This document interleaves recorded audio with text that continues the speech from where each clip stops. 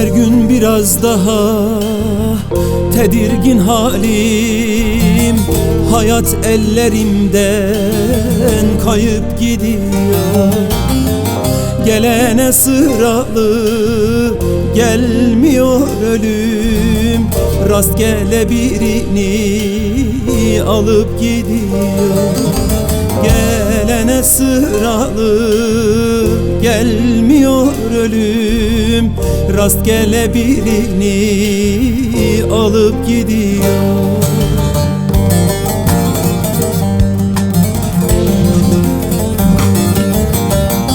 İçimde duygular sanki çöl gibi, gitgide uzayan tozlu yol gibi. Mutluluk dediğin bana el gibi, birkaç gün misafir kalıp gidiyor. Birkaç gün misafir kalıp gidiyor.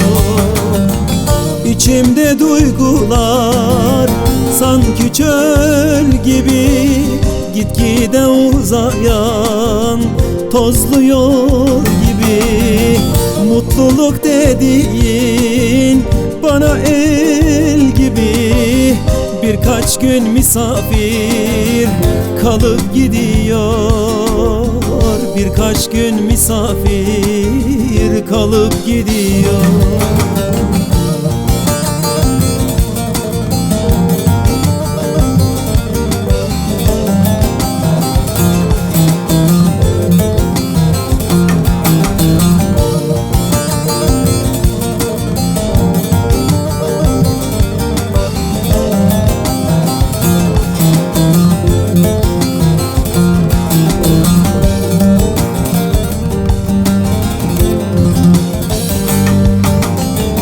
Gidin o zalıma selam söyleyin, bıraksın yakamı azıcık güleyim.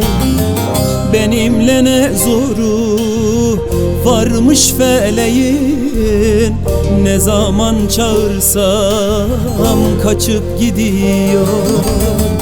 Benimle ne zoru varmış feleğin, ne zaman çağırsam kaçıp gidiyor.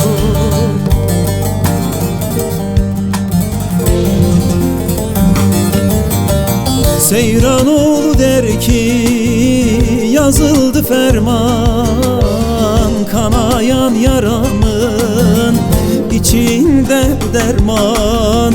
Hayatın en büyük hırsızı zaman, lelelele. Herkesten bir şeyler alıp gidiyor, herkesten bir şeyler çalıp gidiyor. Seyranoğlu der ki yazıldı ferman, kanayan yaramın içinde derman. Hayatın en büyük hırsızı zaman, lelele. Herkesten bir şeyler alıp gidiyor, herkesten bir şeyler çalıp gidiyor.